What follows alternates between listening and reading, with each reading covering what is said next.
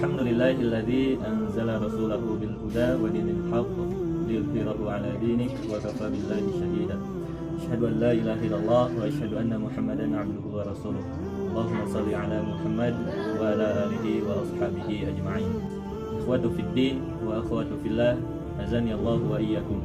Tema yang kita akan bahas hari ini adalah tentang sejarah RGUG dan problematikanya. Nah, kawan-kawan, sebelum kita masuk ke dalam pembahasan, alangkah baiknya kita berkenalan dulu. Perkenalkan, nama saya Ridwan Miftahul Khair. Saya selaku moderator dan saya akan memandu sampai dengan selesai. Perkenalkan, nama saya Jidan Algifari selaku juru bicara 1. Saya akan membahas tentang sejarah RGUG. Perkenalkan, nama saya Cifatul Maya. Saya di sini sebagai juru bicara kedua. Di sini saya akan membahas tema mengenai problematika RGUG. Mohon maaf dikarenakan salah satu rekan kami tidak bisa ikut andil dalam video ini karena rekan kami sedang berada di dalam zona merah.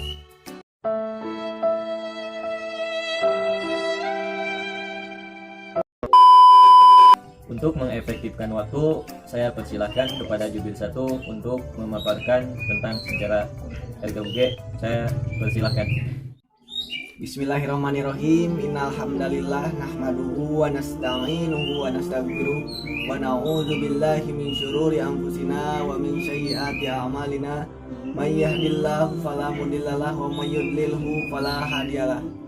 Asyhadu an la ilaha illallah wa asyhadu anna Muhammadan abduhu wa rasuluhu alladzi la nabiyya wa la rasula ba'da. Nah, langsung saja kepada pembahasan pertama, yaitu saya akan menerangkan Rijalul God dan Ummahatul God. Rijalul God yang berarti bapak masa depan dan Ummahatul God yang berarti ibu masa depan. Sama seperti bagian otonom lainnya seperti Persistri, Pemuda dan Pemudi, Hima dan Himi, IPP dan IPPI. Sejarah ringkas Rijalul God dan Ummahatul God. Pada tahun 1943 didirikan sebuah organisasi persatuan Islam, putra dan putri yang terdiri dari santri ibtidaiyah. Organisasi ini diberi nama Rijalul God dan Ummahatul God, yang mana diberi namanya dipelopori oleh Kiai Haji Jamjam, Hasan Munir, Sarip Boce, Khalil dan Idris. Ummahatul God untuk santri putri yang dipelopori oleh Melisa, Nursiah, Boce, Khadijah dan Permasi. Lambang organisasi RGUG berupa bola dunia yang berwarna hitam berbentuk lencana yang dipasang di dada.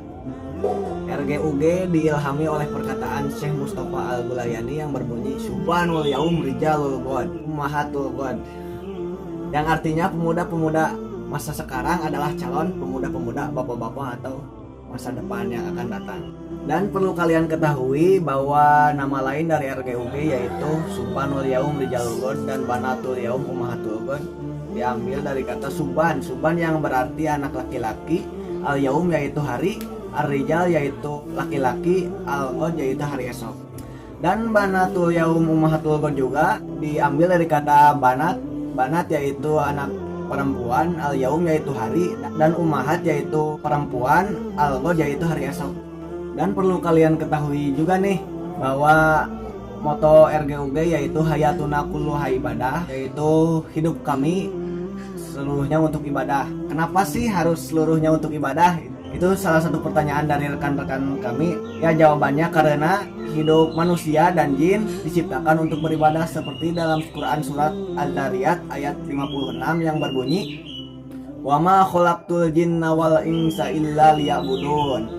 Dan kami menciptakan jin dan manusia kecuali untuk beribadah.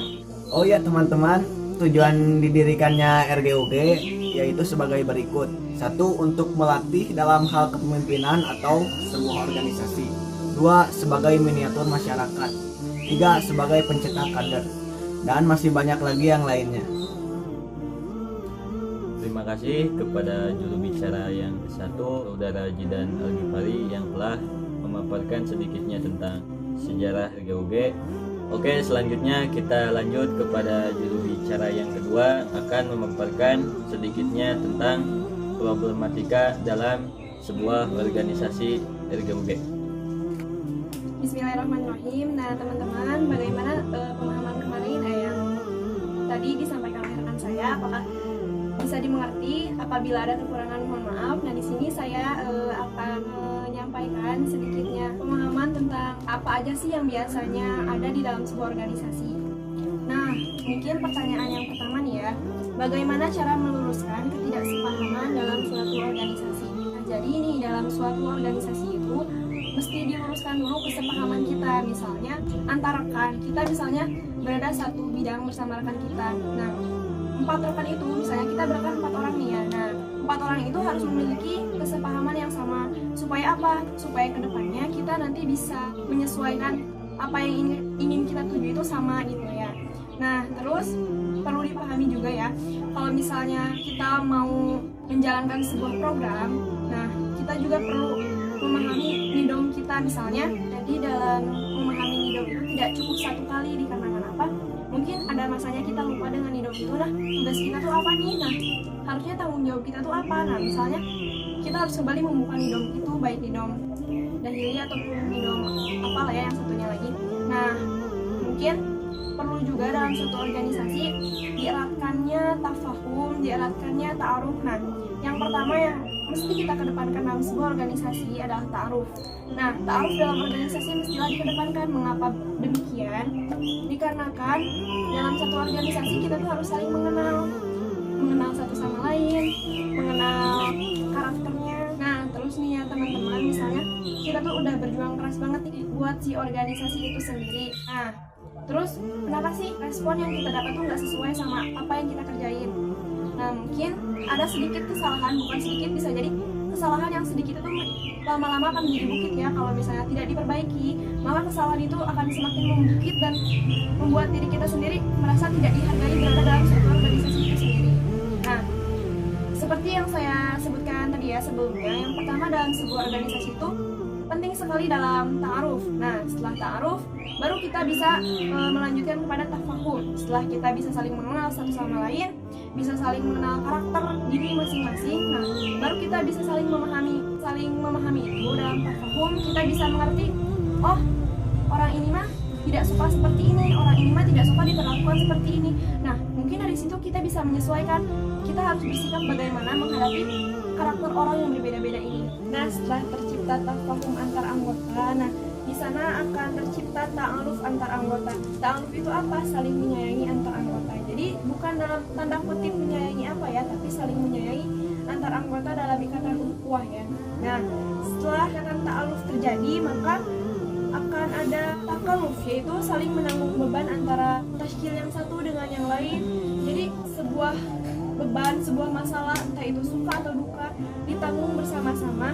Karena dengan kebersamaan segala sesuatu pasti akan terlihat lebih indah, segala sesuatu akan berjalan lebih mudah gitu jika kita bisa menjalankan takaluf bersama-sama. Nah untuk terciptanya ta'aruf, tafahum, ta'aruf, dan takaluf, mestilah kita itu mampu memahami sistem nidom kita masing-masing ya. Sistem yang kita punya di nidom itu harus dapat dipahami oleh tashkil yang lainnya. Jadi nidom itu tidak dipelajari hanya satu kali, akan tetapi mesti kita ulang berulang kali agar kita bisa bekerja sesuai dengan nidom asasi dan nidom dahili. Mungkin dicukupkan sekian pemaparan di video kali ini. Mohon maaf atas segala kesalahan, baik dari segi tingkah, laku, ucap, dan penempatan kata. Kami beserta rekan-rekan sekalian mengucapkan syukran jaziran kathiran mubarakan fih. In ahsantum ahsantum li anfusikum wa in asyatum falaha. Assalamualaikum warahmatullahi wabarakatuh.